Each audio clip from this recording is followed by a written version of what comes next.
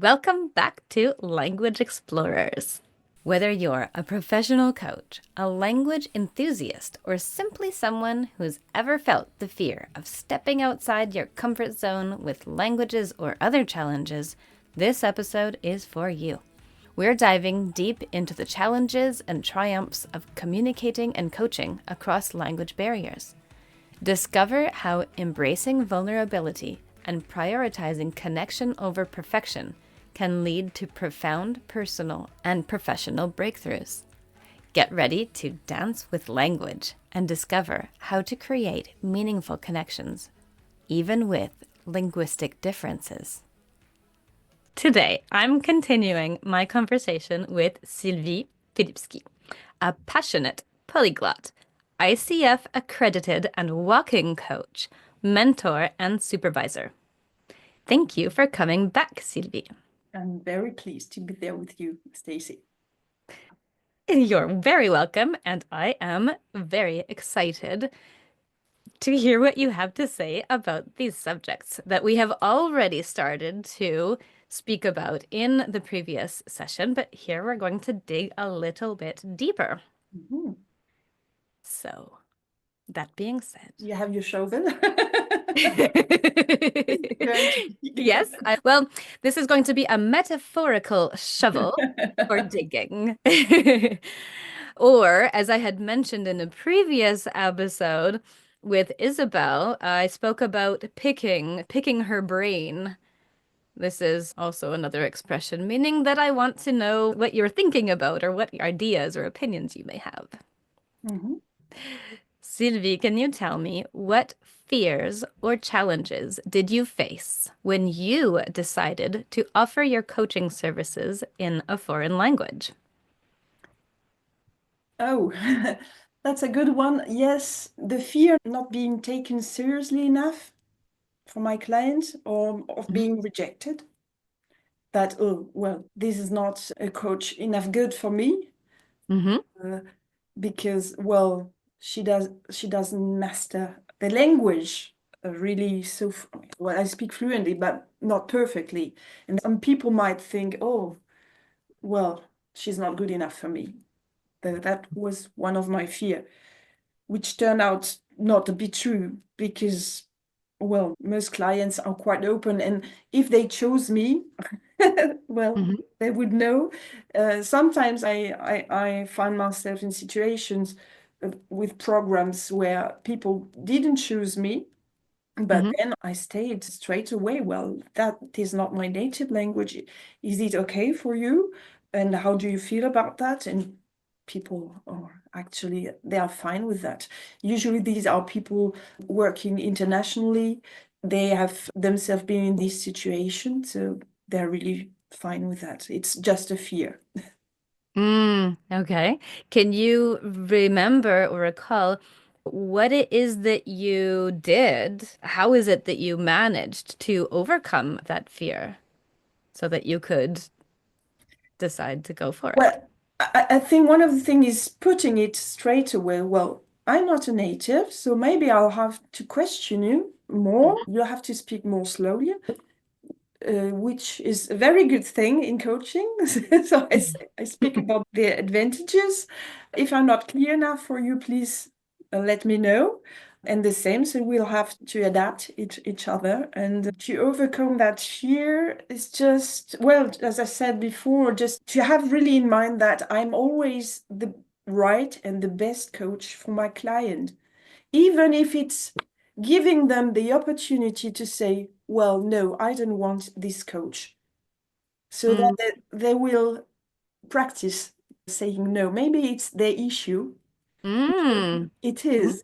Mm-hmm. Like if you're not the right person, or if you do some mistake, say something that is not appropriate. I experienced that with French people also.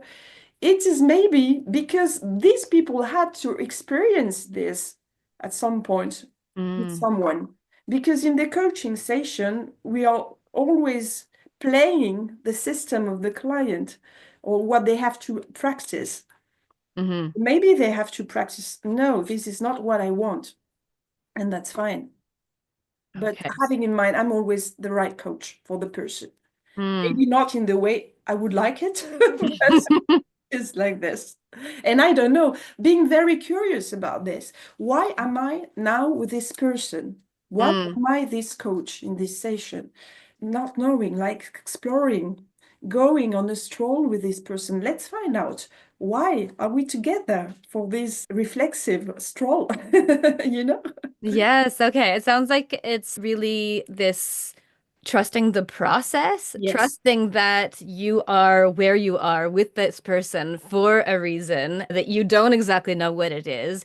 You don't exactly know if it's the one that you thought that you were supposed to be in or that you want to be in, but in any case, it's trusting that you're both there to that they're there to learn, that you are there to help them learn, and you are learning in the process too from all of it. Yeah, it will definitely show up. The Mm. reason will show up. You will know it at a point or another. So don't worry. Mm. And Just so be it's there. sorry. And No. so I understand it's this helping belief that you have that everything is the way it should be. Mm. And I understand that also bringing it into the conversation in the beginning when you're setting up the framework for the session for your accompaniment, that actually helps you. Not only does it help them to bring clarity, for them to give their approval for continuing also, right? It's also about you feeling more legitimate, maybe, or If it's an issue for you as a coach, if you right. have Mm, fear, it might be a good way to mm, to put them. Well, maybe I won't speak the best. If it's an mm. issue for you, Right, right. do not pretend Mm, mm, everything is fine if you have this fear. But it's about you. But maybe you have to be reassured that the client will say, "Oh, no, don't worry, that's mm, fine for me." So mm, mm. if Right. it's not important, if you feel well, don't say Right. anything. So the question in the beginning was the fears that you initially had. I understand that in the beginning to help you to dare to say, okay, I can coach in a foreign language, that that was necessary for you, Yes. maybe in the beginning, and that later on, maybe it's not so necessary for you to be able to get over that and continue the relationship. Yeah, well, you can use humor and you say, "Oh, I'm sorry, you picked up the wrong, or the terrible, the most terrible coach." And you have to make fun of that. But if Mm. it's an elephant, if it's there, you have to address that. Did you ever worry about your legitimacy when making mistakes or having an accent? And if so, how did you overcome those doubts? About having an accent, well, I learned quite early that, well, sorry, but it's me, and it speaks about my singularity. And Hmm. well, I cannot hide it. I don't have to hide it. I just have to try and be as clear with the words and the music as I can, but it's just me. So I I can't hide it. So don't worry about that. And the more you fear your accent, the more it will come back. The Mm, more okay. you think about it, the more you will stress that you have a French accent and that it is terrible. Okay, so I hear Uh, that there's awareness here, bringing awareness into, or acceptance, sorry. There's awareness. Oh, yes, my accent is there. And accepting, there it is. Okay, now that's not what's important. Okay, I focus cannot on change something that. else. It's there, and that's me. So maybe that's the acceptance also of the you, as you were saying, I'm more me. You said that earlier when you're speaking other languages. You're a bit more you, or you're a bit more a broader sense of you. And so the accent, maybe it's a part of that of you, of the one of Hmm. yous. You could say it that way. Yes, it's like if I have a big nose or anything, brown eyes, well, I cannot change it. And I don't have to. Maybe instead of focusing on how I speak, just concentrate on the other person, on the relation, and on your intention. Yeah, you try to connect with the other person, with their soul, with who they are. And it's not about the words. It's really not about the words. There was a study who said words are just for 7% of the communication. So Mm, it's not about the words, just about what you want to bring, the intention. And so mm, try and concentrate with other way of connecting, like with gestures, with the voice, with just the curiosity, the mm, passion, the I'm hearing myself, it's terrible, but mm, it's normal, it's there. Yes. mm. Okay, so yeah, that does remind me of my learning process too with French when it was almost impossible for me to speak when I was listening to myself way too much. Mm, And I do quite clearly remember that shift where I was focusing so much on the connection and just understanding the other person or whatever it is that we were working on. I realized that I was able to kind of forget myself, to just stop listening to that, stop listening to my accent or how it sounded. But if the other person was understanding me, then that was what was important. And later on, I was able to come back and start listening to myself. And then it was really in two steps for me, where it was first ignoring it, and then I came back and said, "Oh, maybe it is okay, whatever it is." it is like it is. And another thing is just stop chasing words, stop looking for words.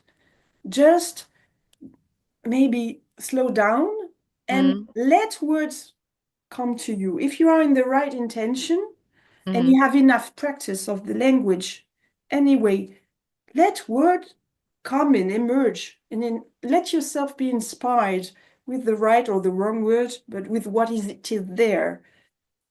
Just don't be like krampft, would a German say, like a stick, trying to find the right words, like being very obsessive about that. Just Mm. let it flow as it is, and that's fine. People are very happy that you speak their language, and especially English people who are used to have their language stretched in every sense. And so that's okay. Don't worry about Mm. that. I really like that way you said that. It's the experience of so many people too, to have this tension.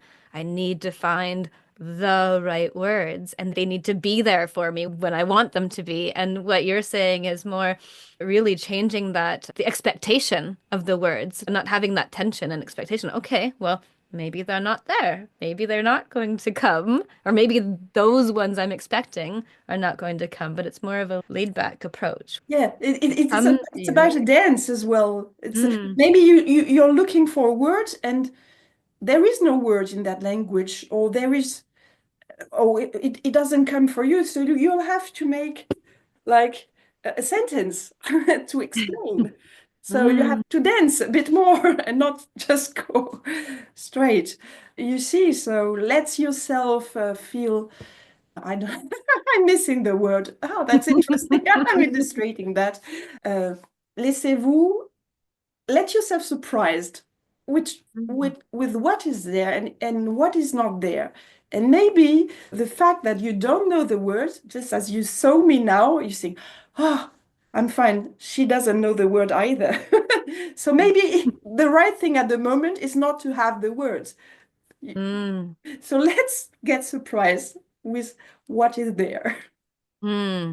I've spoken a lot about the flow. People speak of the flow of conversation, and I have used the word pirouette too. I've heard that a lot too. If you don't have the right word, do a pirouette. Oh, yeah. It's finding another way to say it. Find a trick, something to keep things moving, right? Bringing that metaphor in as a dance, it opens the image up even more, this idea of flowing with it, of the push and pull, maybe going forward, right? Like you said, following a different path. It sounds like a very intuitive dance. Yes, and it was very interesting what you just did because you pick up the word pirouette. Mm. And all of a sudden I didn't get the word because it is a French word, I would say. I was a bit confused. What did she say? And that is exactly that. Sometimes you can pick up a word from another language too. And this is a very nice example we have to pirating or create words. I don't know if there is a word pirate to pirate, if that's a verb, but I'm sure you all understand what I'm just saying. To pirate. Let's pirate in languages. I love the idea of inventing new words and twisting, like you said in English, how as English speakers we're used to people pulling on them somehow. I don't know. Anyways, stretching out the possibilities. Yeah, but that's a personal opinion. I think it's something subjective. Some people like for the language to stay the same. I really love how we can, yeah, we can play with it. We can make it more flexible. We can play with it like Play-Doh somehow to make it. Yeah, well, that's really something that I learned to do with German because German do create words. They put Mhm. words together, which we don't do in English or in French. Okay. In French, it is very important to stick to the Mhm. French word. German people agglutinate words all the time. Mhm. And for example, in Occitan also, you invent words and you can convey the feelings when creating words, like you say la pichuna, que, Mhm. which is the small one, and if you say la pichunetta, the really little one, it gives like an effective sense of the word, you know? So Mm-hmm. some of the languages enable you to say things you wouldn't do in different languages. And so being used to speaking other languages, I give myself more permission with creating. Mm. And it gives more creativity in all fields, I think. You Mm. have to create when you don't master language, you have to be creative. Oh, there we go. Another connection, another space you're pushed into, in addition to the active listening and other things we've mentioned here, is pushing you into creativity, into vulnerability, into humility. It's pushing you into everything good. Mm. I love the way you summarize things. That's so great. Thank you. What strategies have helped you build confidence when coaching in a language that is not your native one? Well, I think, well, we spoke already about this, like slowing down, or Hmm. letting the words come to me, putting away the fact that I have to be perfect. Hmm. It will not happen. Even if when I speak French, it will not happen. So let's put a cross on that. Mm. Well, concentrate more on the intentions, I say, on the gestures, maybe trying to pick up the way the other person speak, trying to mimic a bit, so only that so that the person feel comfortable, Right. like feel the connection, because you won't speak the same way. I don't speak as good as you do, or but I try to be as close to you as I can Mm. in the way I say things. Yeah, I don't concentrate on what I say and how I say it. I'm just trying to be there with you and to Mm. be as clear as I can. Sometimes you can also have some expressions, pick up more the way people are, try to connect with all your means. That's the most important thing, I think. Mm. Okay. So connecting, but connecting in a very, very global way, like you said. All your means, maybe all the different tricks you have, everything in your toolkit for communicating more effectively, you're using those fully to make the communication happen. Yeah, well, try to open up. Try to be as Mm. authentic as Open. you are. Mm. You cannot hide behind words. When you speak a foreign language, you have to be more yourself. So show Mm. your soul. Try to connect with who you are, and the words will come as they come, and that will be enough. And if the words don't come, you'll have to play around and try with a person, try a way of tuning into another. Mm. I love the way you said that. Sometimes I ask you questions that reconnect with questions I've already asked and you've already partially answered them, but I ask you again and then you formulate your answer in a different way. And then I never regret asking you because I said, oh, there's a little something different there. It's so beautiful. You're taking a what did you say before you Picking your brain? You're picking my brain. That's There's true. another little piece there. And the gesture you just made, it's also like we were saying, dancing more with, I was imagining more dancing with the language, dancing with the words as you were, when we were speaking about not having the words. But here, when you're speaking about the connection, your hands came up again, and there's this movement. And with your, how can I explain that? Like as if you were holding the other person's shoulders or something. And so it's not only dancing with the language, but dancing with the other person too, right? In the communication, in that connection. So that's Let's one put some music and let's tango. of. Hmm. Oh, here's another one. Do you feel coaching in a foreign language has helped you to grow personally or professionally? Definitely, I would say, because it has it has put me in a risky situation. Well, not risky, but it has offered me the opportunity, I would say, to go out of my comfort zone, to try new things, to experience all this, to go and find the present in the situation, and maybe to grow in my posture. I don't know if you say that in English, in my attitude, in the way I coach, as I say, especially when you work with ICF and the competencies. Hmm. Well, I work a lot with them, but like all the stress put on listening, on giving space to the other, on working with silences, on Hmm. voicing, or with the alliance you make with your client. As we spoke before, you have to focus on those things more, even more than in your native language. And you experience that they are the most important, not the words. So Hmm. actually, yes, yes, yes, yes, it has put me, it has confronted me with the essential of my work. I Hmm. had to live it. You experiment that. So, and you see, well, yes, that's the most important. And the attitude is the relation and not the words. Hmm. Hmm. I'm so tempted to go on a tangent right now. Yes. Okay, I need to try to resist a little bit at least. We were speaking about balance earlier. Ah, but the other tangent, I don't know if you're going to remember, but at earlier in your answer, you said to me something about taking the present. I think it was take the present. And at first I thought the present moment, and then I Oh, thought the gift. Which one was it? yes. A present is a gift. Yes, it's a synonym. It's just that it also made sense about being in the present moment, right? Hmm. You So, see, I didn't do it on purpose. But if you were my client, mm-hmm. you would have heard something else.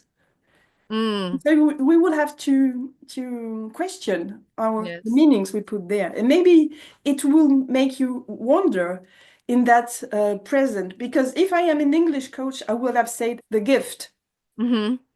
and now I said Possibly. the Hmm. present. So you focus on the tense Right. moment, and it might be like a completely different journey. And Mm. without knowing it, I'm putting yourself, I'm putting you in another reflection. Very interesting one. Yeah. So the misunderstanding can be a present or a gift. Yes. Me not understanding you in that case could have been a gift for us both in some way. I'm showing my vulnerability in this way. Sorry, I didn't quite get that. Can we clarify? There was something here that didn't make sense to me, and for you, it may bring you into a different space, a different reflection. Lovely. Thank you. I'm glad I took that tangent. Tangents are always there to be taken. I love road trips. I'm going to give you a list, a number of some limiting beliefs that I have heard from coaches. And I would like to know if any of them resonate or if they inspire you to share something on them. Mhm. So, my English is not good enough. to be able to coach in English. I'm afraid to not remember the right words, to not understand or to misunderstand something important. I feel slow when I speak in English. I need a really high level of English for sensitive matters where we coach, and the client will judge me for my mistakes. Those are a few. Yes. Well, slow, it's good. Yeah, Slow down. check. We've It, spoken about that one. Yes. it's good for the clients to slow down. It's good for us. So Mm, don't bother about that. If you're trying to find the right word, you're not focusing on your presence and your client. You're not present, to take again this word. mhm. You're not in presence. Mm. You're focusing on you, and that's not the point of your coaching. So yes, the first one was again. My English isn't good enough. You see, I was afraid not to have everything in mind because it was in English. My English is good enough, isn't good enough. Well, if you're daring coaching, if you have the urge of trying that, Mhm. it is good enough.